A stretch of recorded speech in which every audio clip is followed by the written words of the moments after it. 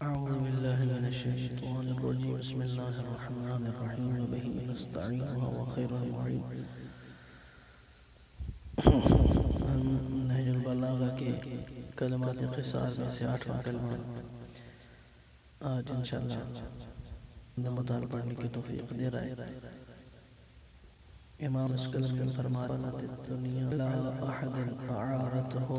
محاسن غیرہ وَإِذَا أَدْبَرَ طَلَبَتْهُ مَحَاسِنَ نَفْسِهِ، جس کا ترجمہ یہ بنتا ہے کہ جب دنیا تو لے کر کسی کی طرف بڑھتی ہے تو دوسروں کی خوب اسے عاریت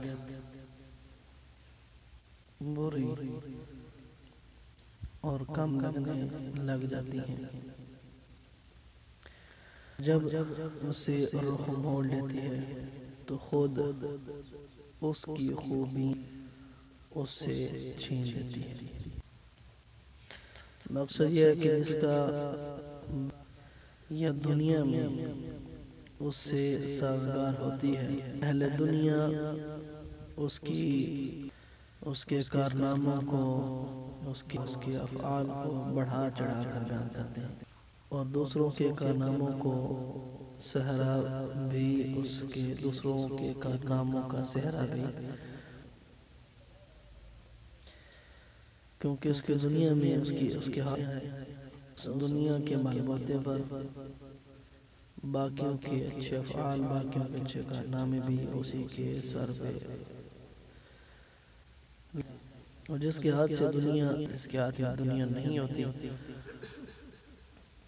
اور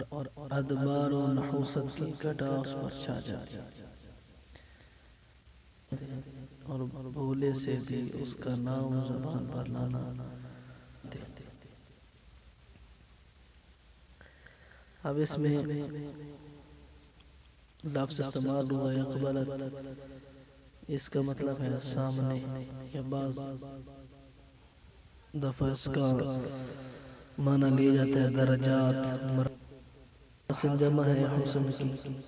ادبارہ یہ دبر سے ہے یعنی پیچھے کی طرف، اقبال کا مطلب آگے کی طرف ہوتا ہے اور دبر یا ادبارہ کا مطلب پیچھے سے۔ سلب کا لفظ ہے، اس کا مطلب ہے انزا۔ امام چاہ رہے ہیں کہ لوگ دنیا کے غلام ہو چکے ہیں، اور پھر یہ جو لفظ استعمال کیا ہے نا اعارت، یعنی بلاغی جنوت کو نقطہ اس میں اعارت کا لفظ کیوں استعمال کیا، جبکہ یہاں پر اعارت یا وحبت کا لفظ بھی استعمال کر سکتے تھے۔ تو بعض شارحین نے جو شرح جنہوں نے کیا ہے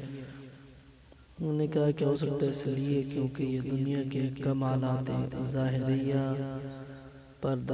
یعنی وہ کمالات ظاہریہ کے جو موقتا چند دن کے لیے، تھوڑے سے دن کے لیے، اس کے بعد تیار ہے کسی اور کے لیے ہو جانا ہے، اس نے دور ہو جانا ہے، اس شخص سے اس نے چھن جانا ہے۔ لیکن ہبہ یا اعطا چیزیں ہیں، ایسے کمالات معنویہ ہیں کہ جو انسان کے لیے دنیا میں بھی باقی رہتے ہیں، آخرت تک اس کا ساتھ دیتے ہیں۔ دیکھ لیں علم، تقوی کے جو انسان کو فائدہ آخرت میں بھی دیتے ہیں، دنیا میں بھی دیتے ہیں۔ امام علیہ السلام دوسرے مومنین و مسلمانوں کو متوجہ کر رہے ہیں کہ یہ دنیا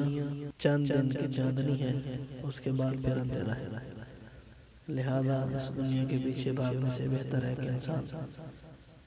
آخرت کی فکر کرے۔ والسلام علیکم ورحمۃ اللہ۔